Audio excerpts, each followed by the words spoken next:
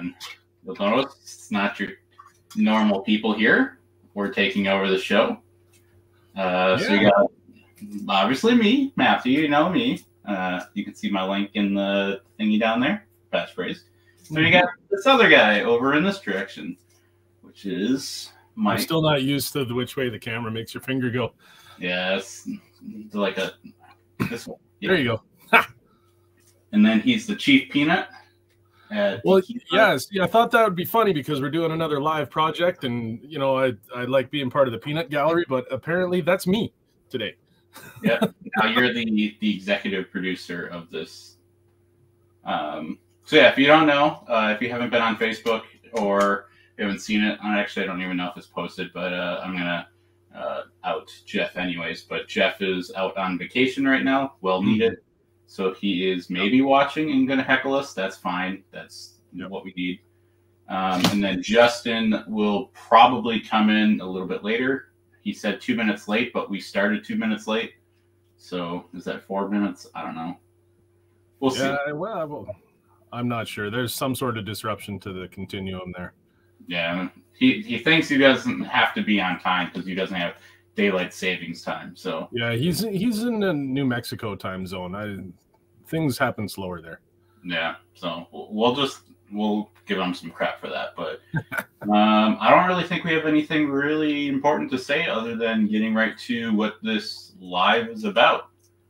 Yeah, I didn't prepare anything. I'm just along for the ride. So yeah, so I think the topic of the live is you basically everyone attending gets free digitizing lifetime from jadigitizing.com, I believe, right? We worked really hard to arrange that, and it'd be nice if he was here to introduce it too. But hey, here we are, giving away stuff left, right, and center. If you want free digitizing, just go in the comments and immediately say, "I want my free design now" at JA Digitizing, and we'll see what he says when he comes on. But guaranteed to be in your inbox by morning. Yeah, come inbox. So we got Sydney saying good evening, everyone. And then we got Ramona saying hi. TMG saying hello all. Hello. Bringing up the first ones. We got Jesse Gibson, who I swear has watched every single video that we have on YouTube. So hi, Jesse. In fact, he even got some thread samples earlier. We got Barb saying good evening. We got Nikki saying good Lord. I think that's because nothing bad is going to happen. No, they're guaranteed to be an uneventful live, this one. Absolutely. Make sure you have your umbrella insurance to cover the damages from this live. There was one live where I almost burnt my house down with the little blue laser back there, but we'll just ignore that. Kingsbury Craft saying hi, everyone. And what else do we get here? Oop, it just flickered. Mod saying happy Tuesday. And new comments. Oh, now I just lost them all. This is like really laggy. Gwen saying hello. Mary saying good evening. That face 7 saying happy Tuesday. Hello, Semi_Semi7. And then Rose saying hello, everyone. Okay. So I'm going to go ahead and get that. So does Justin have anything he wants to announce at all before we get started? T-shirts will be shipping out tomorrow. All right. Beautiful. So if you missed it, you missed getting your nerd merchandise, which helps us create new content, new applications, new stuff, and more stuff and stuff. Would that be merchandise? We got to coin that one. Yeah, merchandise. Let's trademark that. No one else used that term yet. Then we have Letty saying hi, guys. So, okay, I think that's enough dilly-dallying. So the topic of the live is how to make the keychains. So if you met us at Applique Getaway last year, whichever year that was, like 2020, I think. Just kidding. It's 2022.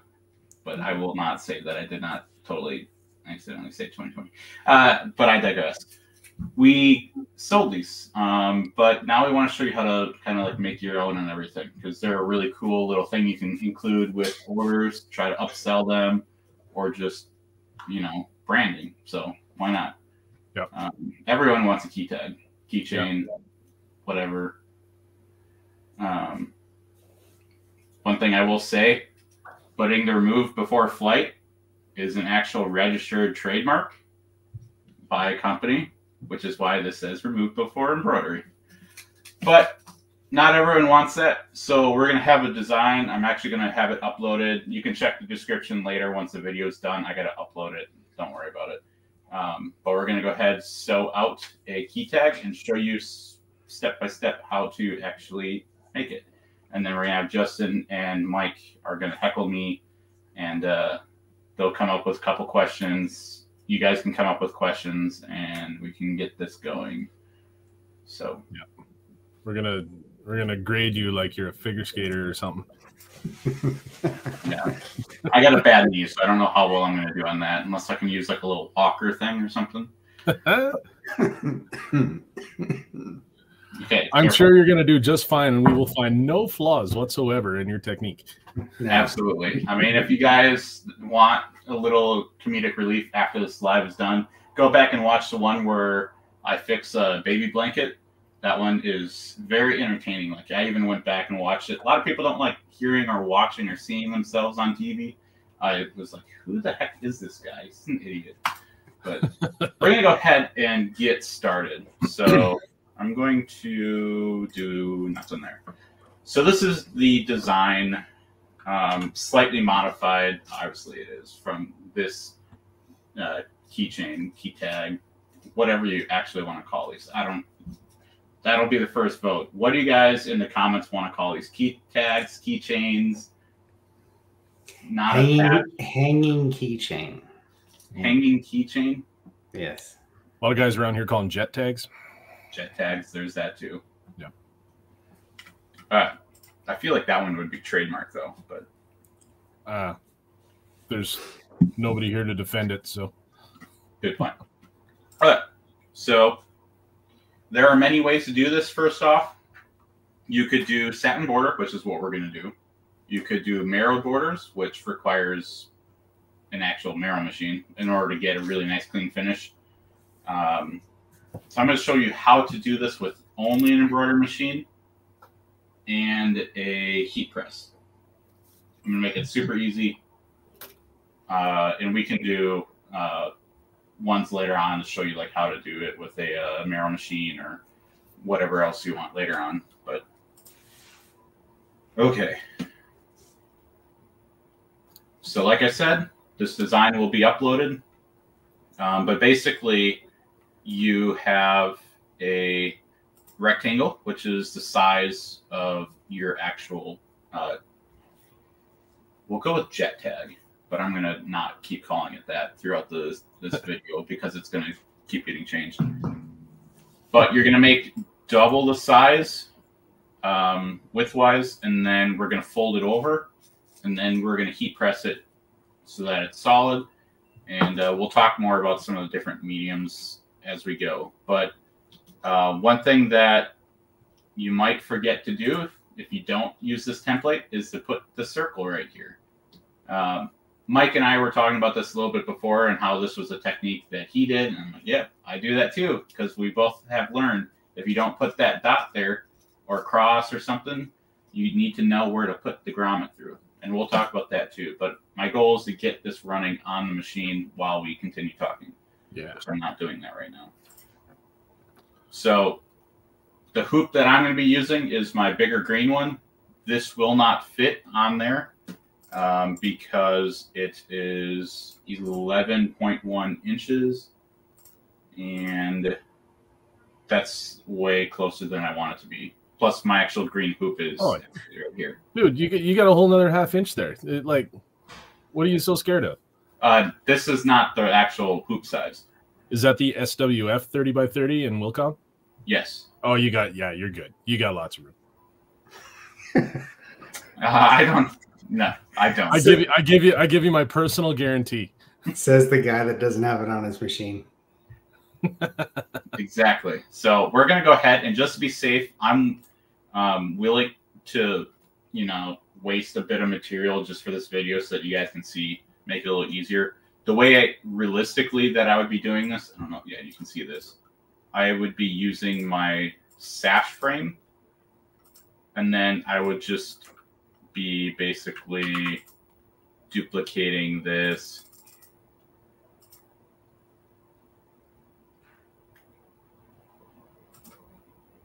And I would be doing a whole bunch for an example like this in one go, because you're probably not making just one. Realistically, you could, which we are. So, yeah. So what I'm going to do is just using basic geometry. I'm going to rotate this 45 degrees because then it will fit into my other hoop, which you can see here. Then I will have absolutely no worries about it. And there we go. So I'm going to go ahead and send it to my Tajima. And we're going to go switch over that while I guess you guys can run the comment section and heckle me while I can't defend myself. Yeah, there's a few questions starting to pile up in there. Sorry, just eating an avocado here. Matt, we do have a question if you're going to be selling the template, or did you say you were going to upload it? And Matt disappeared on me. I'm still here. Oh. I think we'll probably just upload it. Okay. No, my camera's not awake. That's why. Let's see. And what fabric are you doing this on, Matt? This will be our Nerd Twill. The one and only Nerd Twill. Very good product. Yeah. Yeah, twill is such a nice universal fabric to use for all kinds of testing and everything. It stays stable enough that it lets you diagnose a lot of other issues before you get really tied up into actual fabric issues. It's very forgiving material and so on. Yeah. Yeah. So while he's getting that going, one of the thoughts I had, Justin, you might want to weigh in on this. I like doing these as giveaways, like Matt mentioned. So it's nice to be able to throw one or two in with an order just to get it out to a customer, kind of show off a little bit of capability, blah, blah, blah. But I also, digitize in-house. Mm-hmm. What do you think would be a good solution for people who don't want to say, pay a digitizing fee every time they want to get these out to a customer? I think the easiest way, and the majority of end users that may or may not digitize in house, they typically have some type of lettering program. So whether you find a template like this, get it from what Matt's uploading, or you have it digitized once, you're gonna have that shape that you could stick to. So that long hanging key tag that's popular, or if you wanted to go with another shape that you wanted to do this with, I would say just kind of get the template set up, and then you could just drop in lettering, stock designs, whatever it may be. That's probably the most cost-effective solution to getting something redigitized or digitized every single time you want to do something new. Okay. So kind of come up with some sort of universal design that you like, pay for that the one time, and then just drop your custom lettering in. Exactly. That's a great idea. Yeah, and especially if it's something simple like a rectangular shape, that's probably going to be something where it's a line of lettering every time that you can drop in. You know how many letters are going to fit in there without smashing it together. Yeah, maybe that's something we could talk to Matt about when he's not busy concentrating on pigtailing a bobbin. You're such a stalker. Maybe we could also talk to him about uploading a version of this key tag without the text on it. There you go. People might have a template they can start with and throw some lettering on, and they're off to the races. Sounds like a plan, right, Matt? Yep. Exactly. I don't want to write any checks Matt can't cash. What is a check? What's the catch? I don't know what the catch is. No, he said, what is a check? What is a check? Oh, right. Sorry, I'm talking old guy. That is a paper form of money that people use to exchange for goods. And so, wait, that's also cash. Old-timey stuff. Ask your mom. Before your time, Matt. But digressing, here we got the actual Tajima. I love it. But I got the design on there, got my colors selected, and I'm just doing basic high contrast colors because we're using black twill. And this is our nerd twill, which you can find on our website, theembroidernerd.com, if you click the shop, which also has the webinars that Justin has posted. And then it's just on Gunold 2085 2.5 ounce cutaway stabilizer. So if you are used to doing patches this way, you'll think, well, it's kind of thin for a key tag. But you got to remember, you're doubling it up because we're going to be folding it over, so it'll be twice as thick. And we're going to go ahead. Well, I mean, I guess I will. But I'm going to hit start without tracing because I like to live on the edge.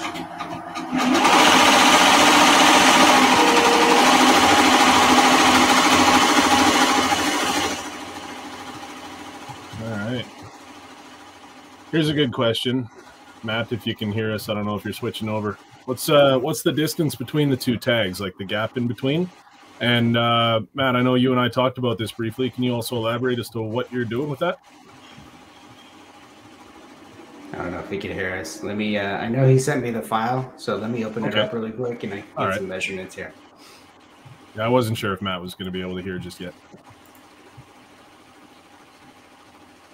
All right, let me take a look here.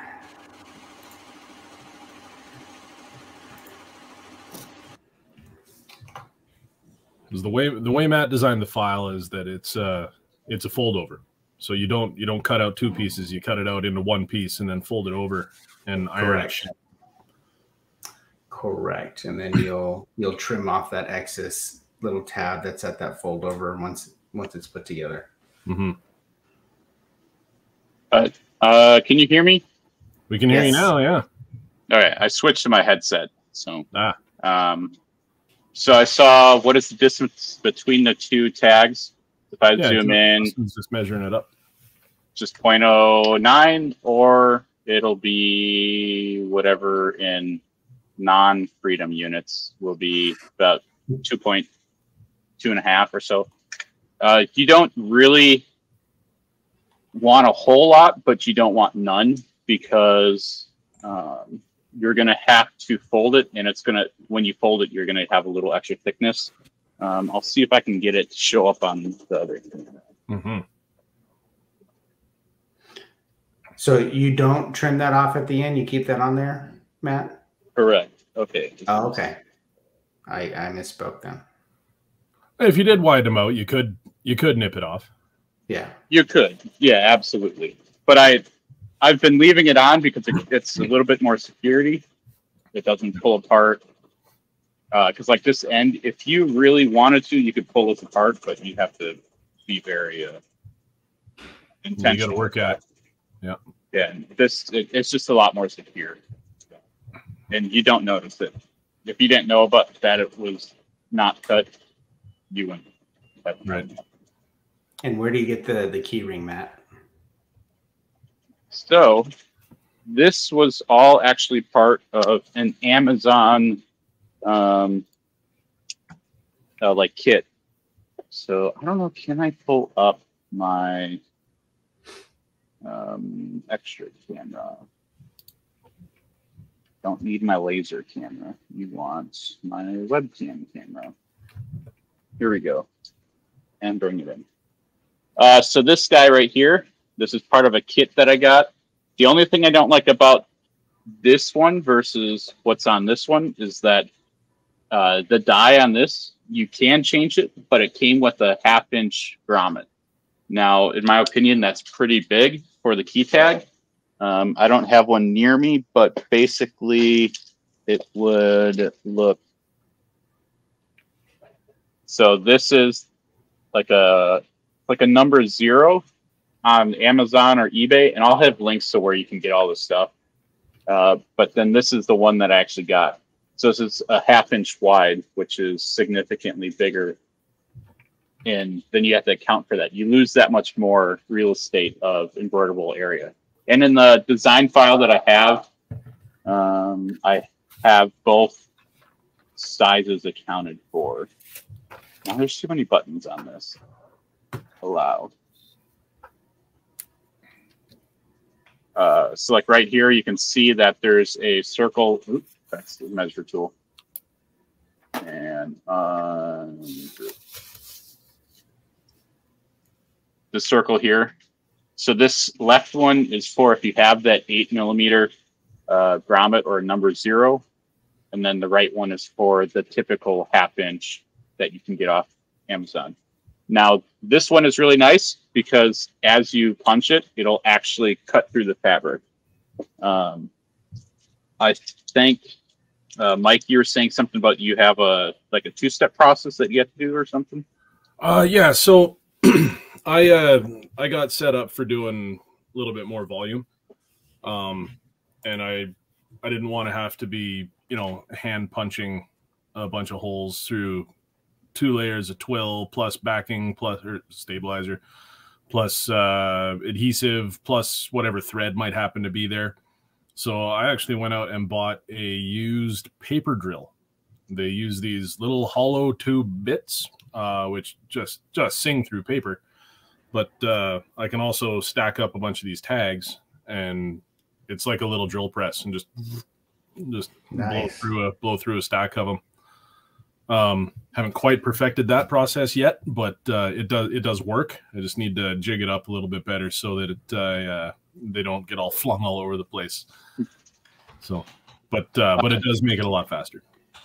Yeah, so I just loaded this guy up with the top and bottom part. I have a sample of just testing different procedures or whatever. And basically I can just punch it through, squeeze it, and it'll put the grommet in. This one, the grommet is still in there, but I can quite easily just poke it out. Yeah. And now it's grommeted. Yep. Beauty. And again, the links for all that will be in the description. So we just got to wait for this key tag to bring it back up. Matt's gonna have to see that on the replay. Oh, see what? What are you talking about?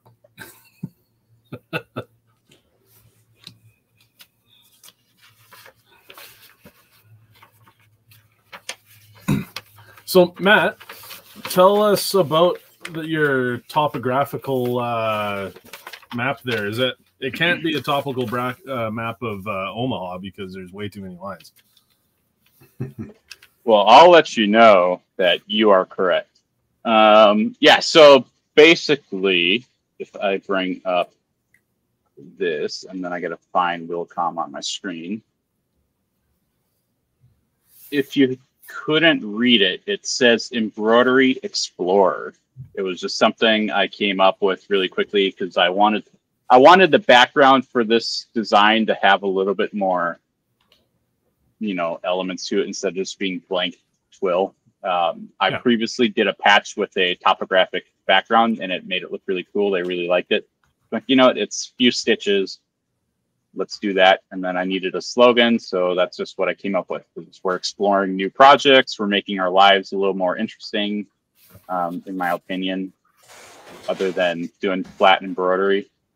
But this is where we're at.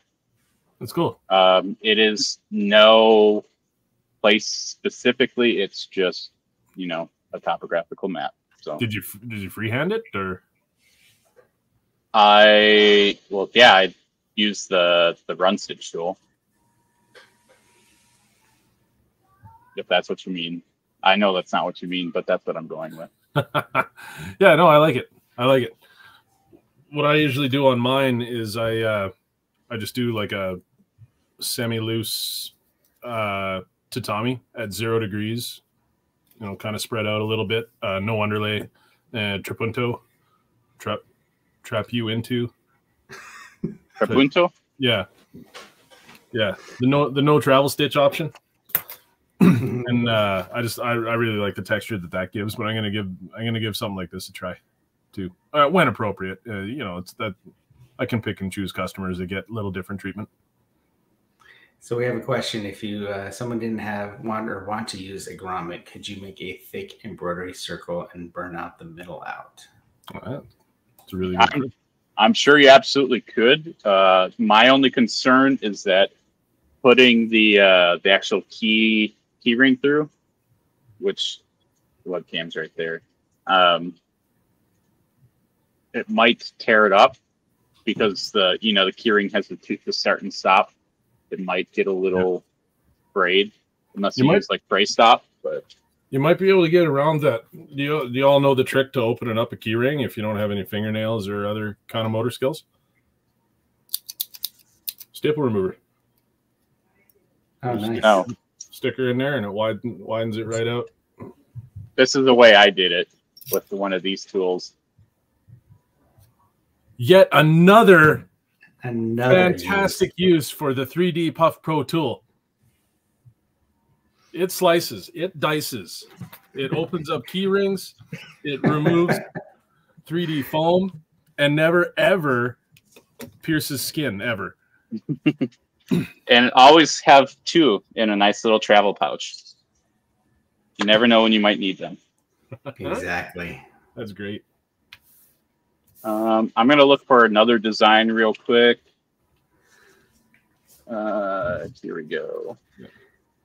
So there's a question here. I know we're going to get to that once this is sewn, but how you do the edges on your tag. So right now he's just going to be sewing a satin edge to them.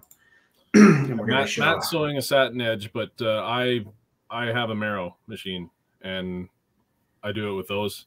Because then I get to skip the heat press step. I just use a little blast of adhesive to stick them together temporarily, and then I can run them through the Mero, and they're good. The file Matt designed, it's for everybody.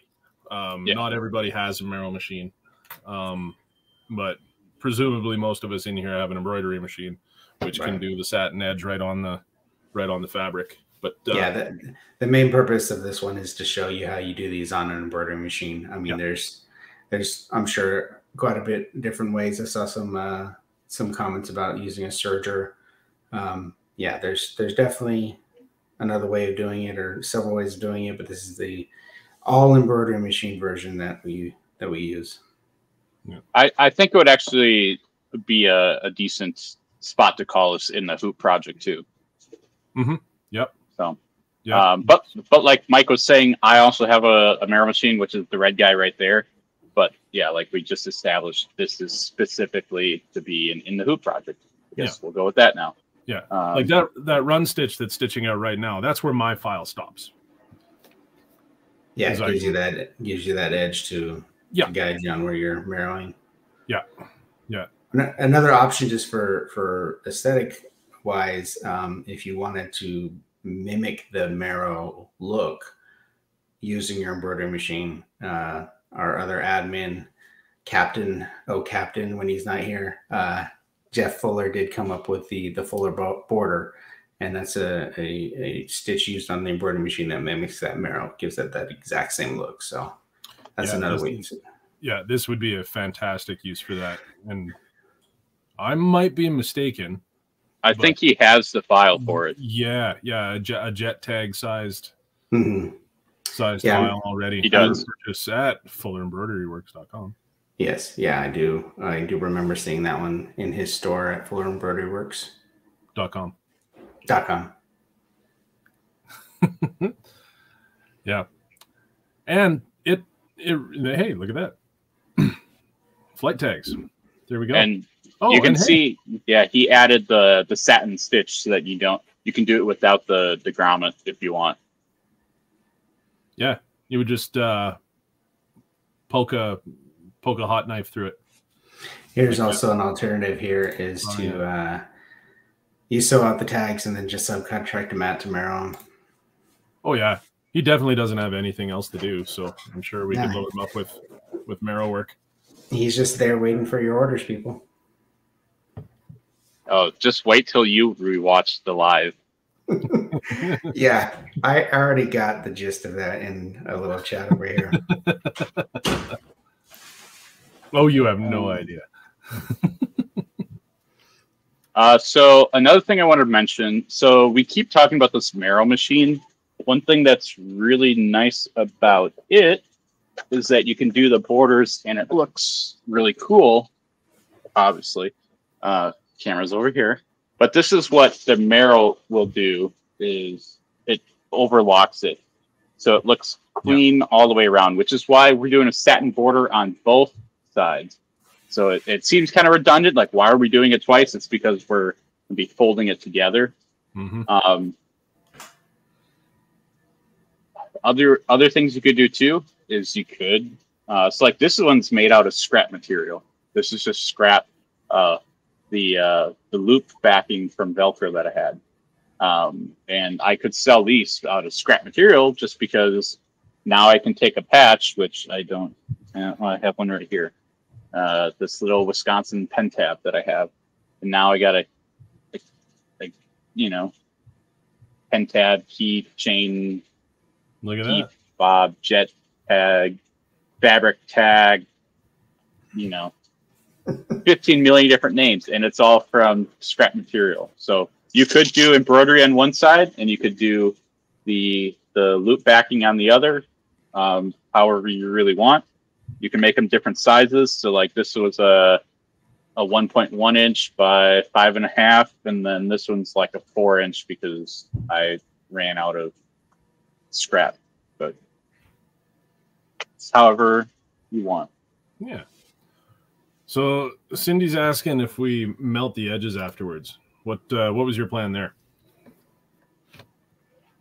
I don't, just because I have the ability to get really close.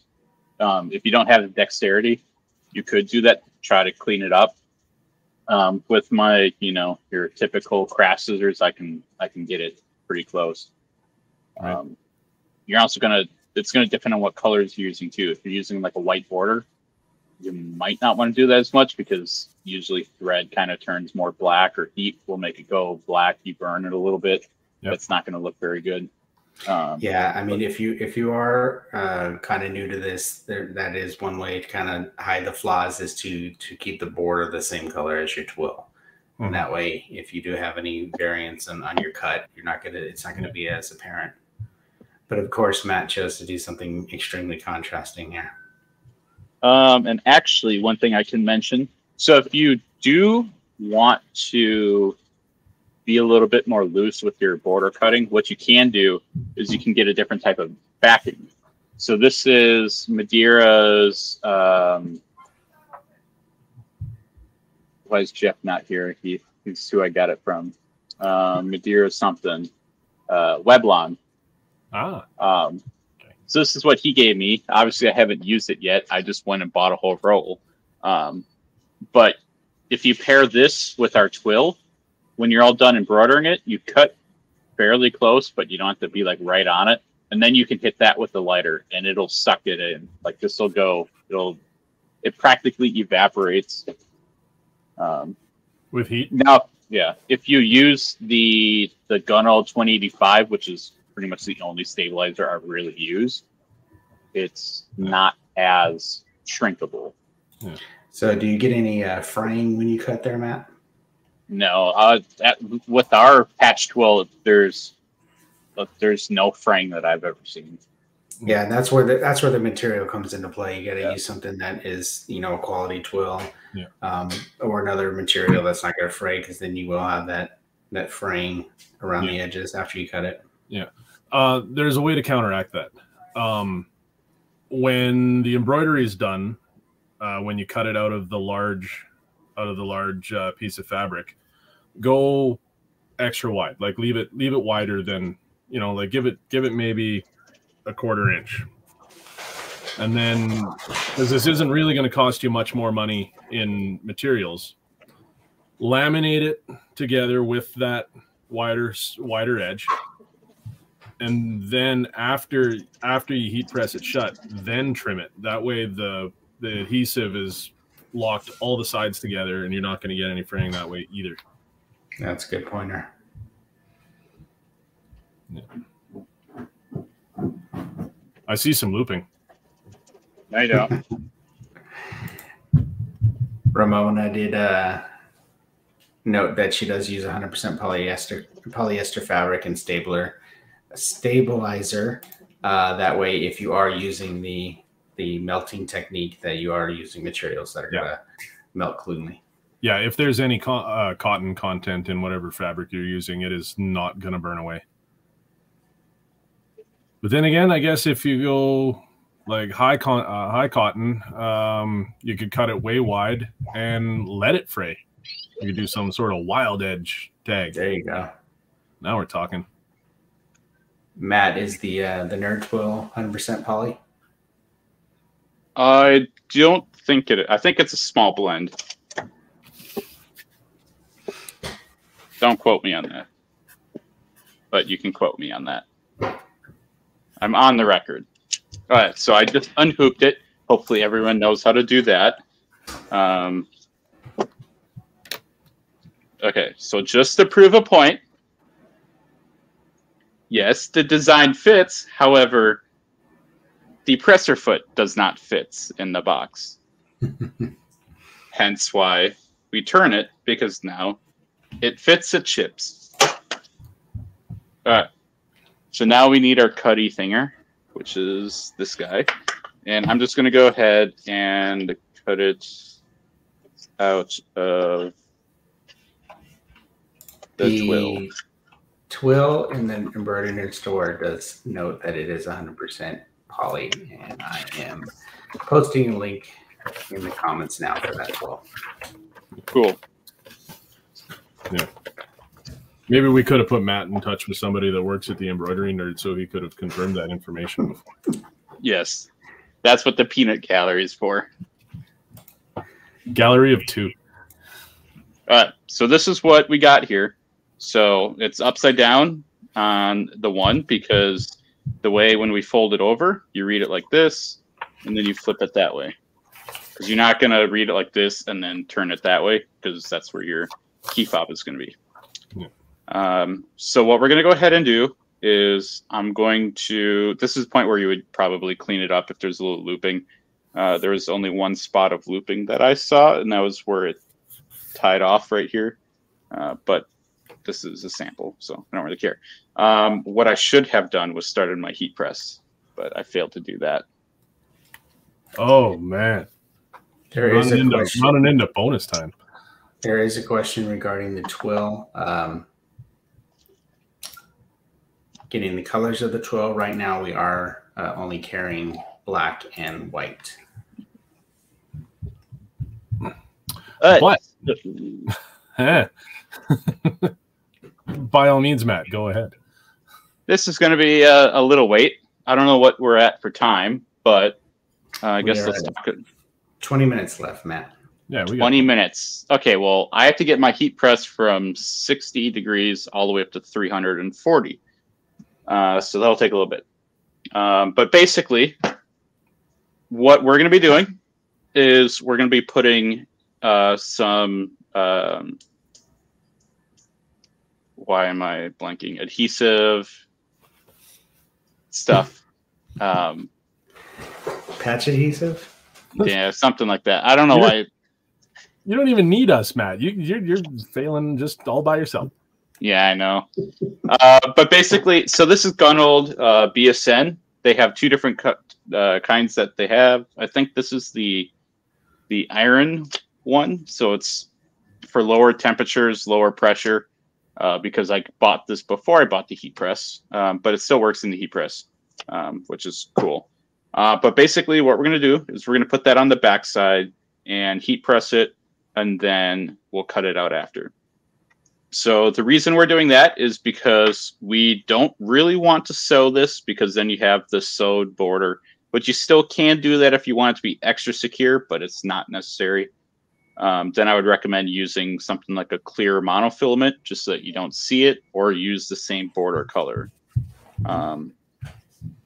But Gunnold BSN can be replaced by others. So like I have the Heat and Bond purple, which is the permanent stuff. It's not nearly as strong as this. This is significantly more expensive, but it's significantly stronger.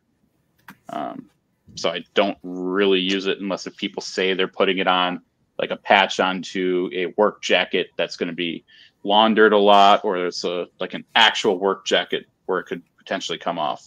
And this stuff works great. Yeah. Okay. So let's see what the press is at. Circling back quickly to Suzanne's question about getting colors for the twill. They are only carrying black and white, but it is 100% poly. So if you have the capability to sublimate in-house, you can go ahead and make the white poly whatever color you want. That was actually something Nikki mentioned a bunch of comments back, is possibly sublimating the background before stitching on it. That would make a great multimedia version of this. That would, yeah, absolutely. So yeah, even if you don't want something solid, you can print, flag colors, your state colors, U.S. flag, Canadian flag. Yeah, I could see a camo pattern being real popular if you were going to do something like that. Yeah, that'd be really cool. Yeah, especially like a camo pattern where you're not going to have to worry about an exact placement on the print itself. Yeah, exactly. Yeah, something repeating but random. Yeah, that would be really awesome. So there's lots of flexibility that way, and man, you can get into sublimation pretty cheap. Most of us probably already have a heat press because it just goes so hand in hand with this stuff all the time. And getting into sublimation, honestly, I've had really good luck with a converted office printer. Nikki and her group probably have a lot more thoughts on the matter, but I've had a lot of great luck with that, and it was really not that expensive to get into. So I do it enough now that I would probably be able to justify like a Sawgrass or something like that.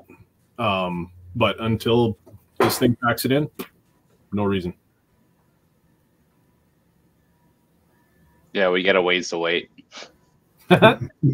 So that's another thing to remember. If you're doing one, make sure you turn your heat press on before the patch is done or the key tag is done, because it takes a while to go from 60 to 340. Use the smallest heat press you can get away with. Yes, that too. I have not a really large one, but I think it's like 15 by 15 or something. Yep. So it's your average. It's your Amazon one. That's where I got it from. Yeah. But you need to pay attention to what the specifications say for your adhesive that you're using. So the Gunnold BSN. Normally, my heat press is set to 250 for 45 seconds. Because I heat press pretty much every single patch just to kind of set the threads a little bit. But I had to crank it up to 340 because the patch would not be secure. Or I keep saying patch. I mean the jet tag. So like this black one that I did here, I cannot pull it apart. So that was one of the things I had to do to get it to actually work. BSN little fact sheet or whatever says you're supposed to do 340 for about 5 seconds with a heat press.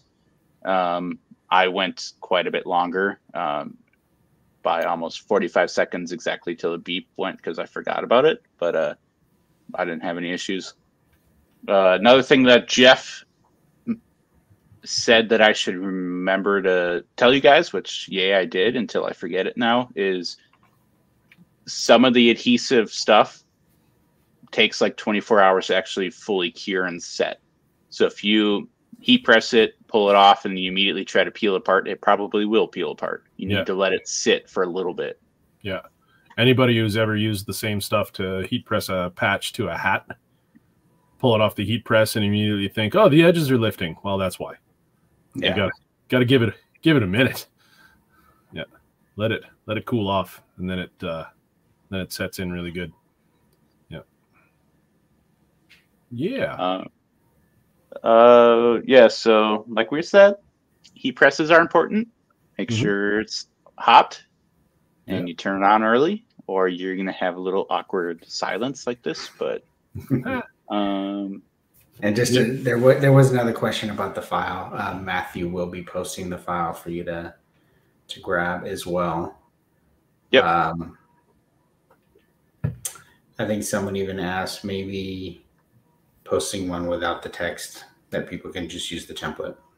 Yeah, I'll post the exact design. That way you guys can take a run at it. That way you know that it works. And then you can share it on social media, because we like seeing you guys post your work, which if you didn't know, on Instagram, if you do @EMB Nerd, it'll tag us in it, or get with the times, hashtag EMB Nerd. It will also like pop up in our feed and everything. Yeah.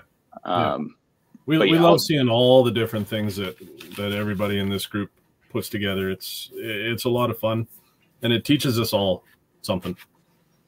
We can all learn something from even the smallest project that any of you guys put together. If you come up with some little hack or any little tip or trick. Yeah, even if you've done something like this in the past and the way you do it has worked, you know, you could see a video like this and say like, oh wow, just that little tweak can save me time, can save me, you know, effort, whatever it may be. And then they can just better your process that much more. Yep. That's why we're here. That's why we're all here. Matt, where is the file going to be? In the file section on the Facebook group, I would imagine?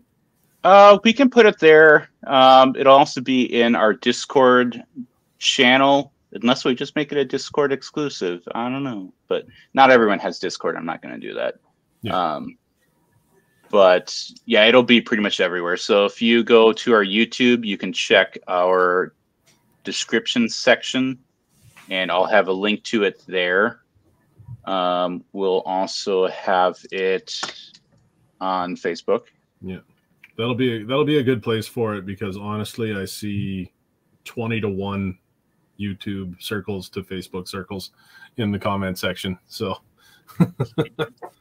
yeah. So while we're waiting for the heat press, I figured I might as well just get the file set up so that I can upload it. Cool. But people can go ahead and keep asking questions if they want. Yeah. We've got about anything. Chatting back and forth between the process, or for the process of either DTG printing or the sublimation. There's, you know, especially with today's technology, there's a lot of different ways that you can print the fabric, transfers, whatever it may be. Yeah. There's a lot of fun stuff you can do with little projects like these. You could even use, I know companies like Stalls, they sell like the pre-patterned vinyls that you can use for embroidery. Yep. They have quite a bit of patterns you can choose from. Yep. If you have the proper printer, you can print your own patterns on the vinyl. One key thing is, if you are going to use the vinyl, make sure you remove the backer to it before you embroider. That mistake. Oh man, that would be a sound. Yeah, I turned around. I'm like, why isn't this one to sew through this vinyl? And I realized, oh, I never removed the black backer to it. Oh, because it's still got a carrier sheet. Yeah. Yeah, Nikki mentioned that too. You can also do printed vinyl. You can, if you're lucky enough to have like an EcoSol printer type deal, like a wide format or even a smaller one, you can do printed vinyl. That's a great idea. All kinds of ways to augment this little project. And throw a couple in a box with your packing slip, and you never know what that's going to turn into for sales. Yeah, you got your basic ways, and then you can get really fancy with it if you really want to. Yeah. Matt, have you sold these through some of your channels? I have not. I've only done them as promotional objects starting the last week when I shipped one out. Yeah. Yeah. I mean, you guys know I don't like doing things other than patches because it just takes time to set up. So Yeah. Well, these are kind of a patch. yeah, kind of, but There's, yeah.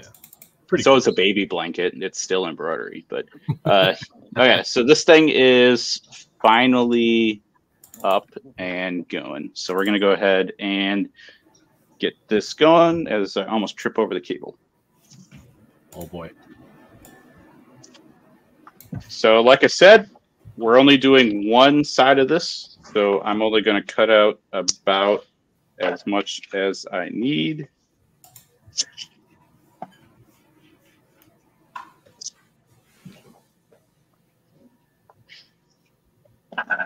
And yes, I'm using fabric scissors for cutting non-fabric.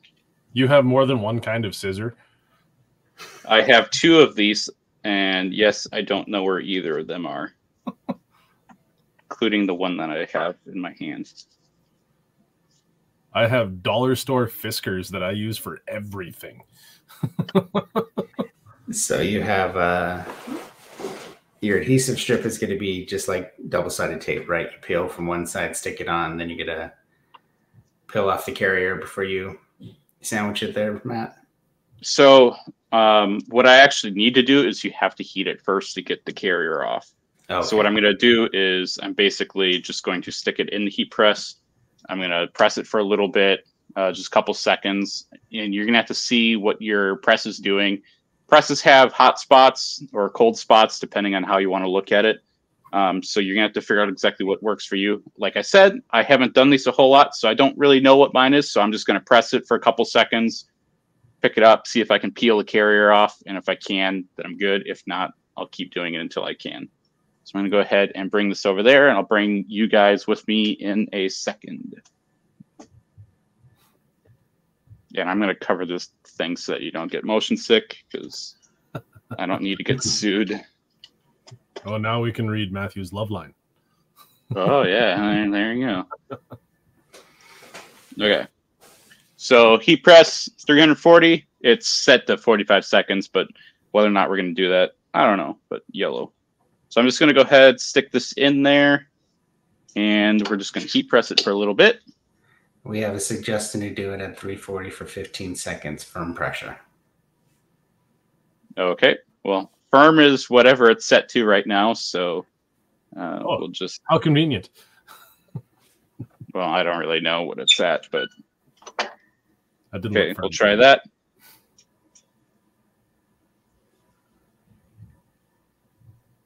To the left. There you go. More left. More left. Okay, not enough yet. Nope.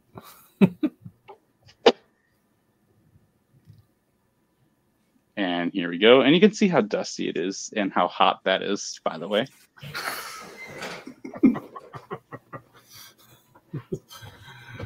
Yeah, we do not recommend testing the temperature of your heat press by touching it. No. Caution, hot surfaces.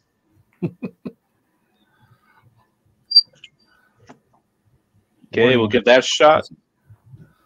What I also could use is maybe a 3D Puff Pro, but... You would have to go find one. Yeah, it's within reach even. You're getting yelled at in the comments that you need more pressure. There we go.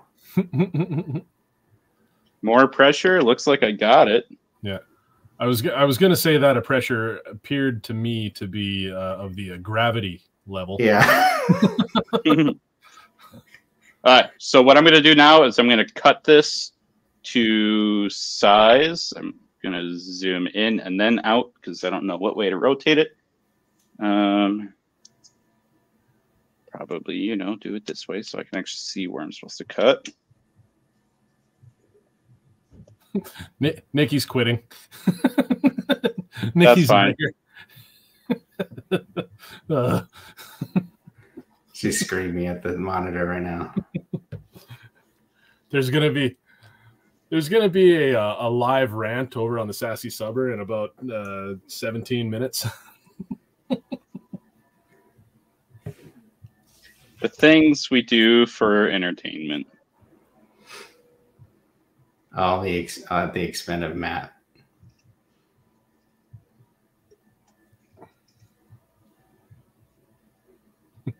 And it's probably a little smarter to, you know, do the cutting before you take the carrier off. But again, is it hot and sticky to your fingers? Not really. It's just sticky and hot. You're right. So now I got that, and what I'm going to do is I'm just going to fold it in half, and I'm going to focus on the end down here first. Line it up, finger on each side, finger there, and then you just kind of run down and just make sure it's lined up. It's pretty simple. Oh, yeah.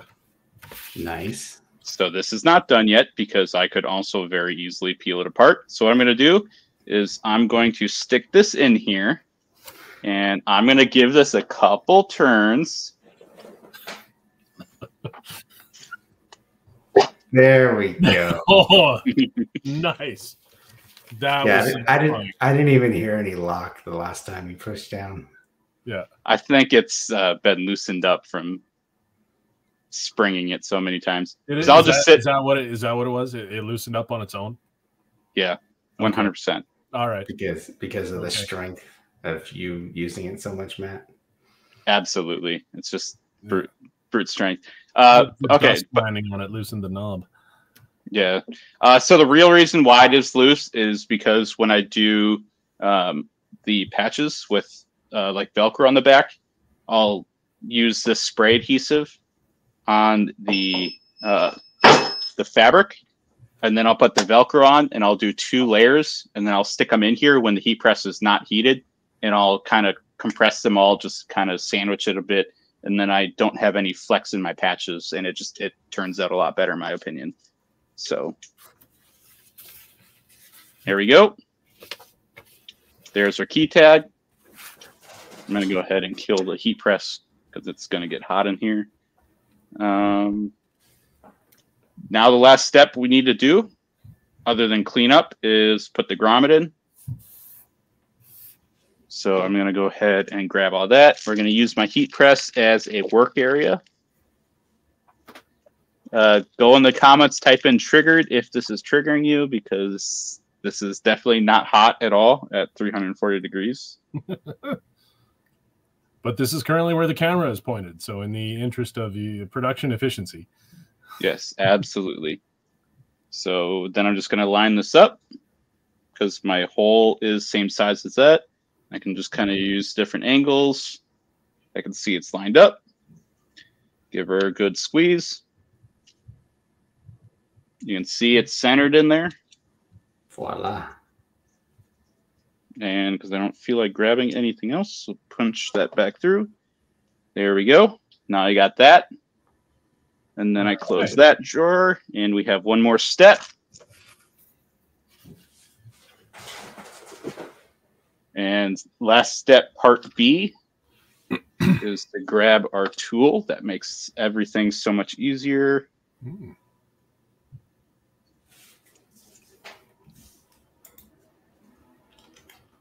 I don't do anything but patches, but I do have a drawer full of supplies for non-patch projects. Handy. And that tool he's using there, I'm putting a link in for the 3D Puff Pro tool. You're going to have to rename that to the Do Everything tool. Exactly. Well, there we go. Now, if there's only a hole in it to actually, you know, fix it, but that'll be Mark 2. Look at that. So last thing would be is cleaning it up. There's a thread right here just because the start and stop point was messed up.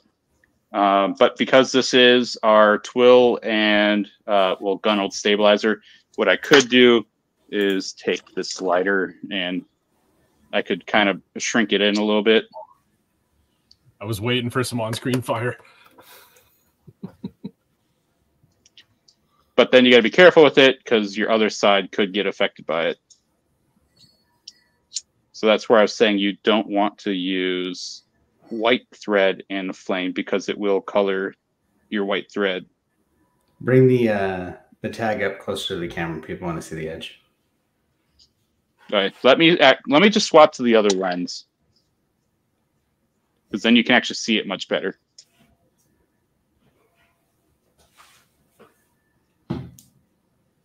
Once I find the button, there it is. Boom.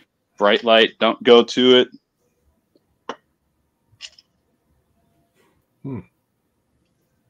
You guys see it? No. Nope. Just kidding. I don't have the lens on it yet. Come on. There we go.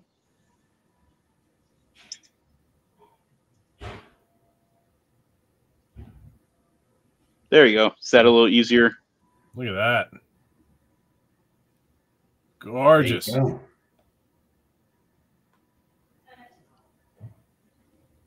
It looks orange on camera for some reason, but it is gold. But we'll go with it. It's almost like Harley Davidson colors. But Turn it on its side, Matt.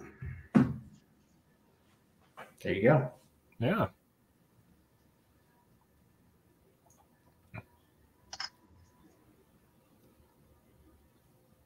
and if you take a soldering iron or wood knife or wood burner, you can seal it a lot more too. I kind of did that with the flame. If I didn't do that, you would see a little gap, which if I put this in the copy machine real quick, 1 second. Okay, here we go. Here is one that I undid heating the edge on. Believe it or not. Whoa, that really zoomed in. You can see all the different layers in it. So if I were to heat that, it would look like the other one, which was 100% the first one, and this one does not exist. So no testing was done ahead of time at all. No testing at all. None at all.